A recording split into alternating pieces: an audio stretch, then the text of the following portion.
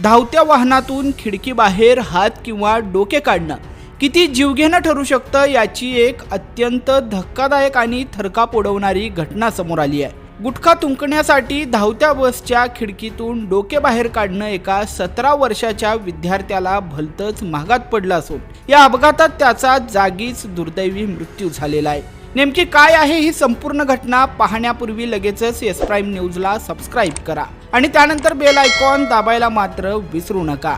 ही हृदयद्रावक घटना घडली आहे हुबळीमधील कुंदगोळ परिसरात। पक्की रेष असं या दुर्दैवी 17 वर्षीय विद्यार्थ्याचं नाव असून तो हुबळी येथे ITIचं शिक्षण घेत होता।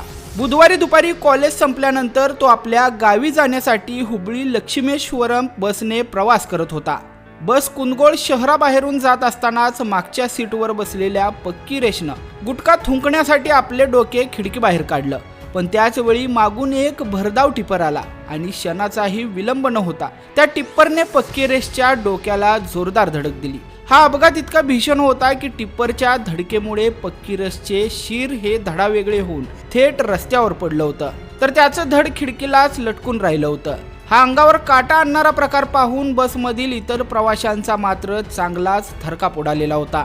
घटनेची माहिती मिळताच कुंदगोळ पोलिसांनी तातडीने धाव घेत मृतदेह ताब्यात घेतला आहे आणि त्यानंतर संबंधित टिप्पर चालकावर गुन्हा दाखल केलाय। मित्रांनो, ही घटना केवळ एक अपघात नसून नियम न पाळणाऱ्या प्रत्येकासाठी एक धोक्याची घंटा आहे। बस किंवा इतर कोणत्याही वाहनातून प्रवास करताना खिडकीतून हात किंवा डोके बाहेर काढणं म्हणजे थेट मृत्यूला आमंत्रण देण्यासारखं आहे। विशेष म्हणजे तरुण आणि विद्यार्थ्यांनी प्रवासादरम्यान सुरक्षेच्या नियमांचं काटेकोरपणे पालन करणं गरजेचं आहे। तुमची एक लहानशी निष्काळजी तुमच्या कुटुंबाला आयुष्यभराचं दुःख देऊन जाऊ शकते।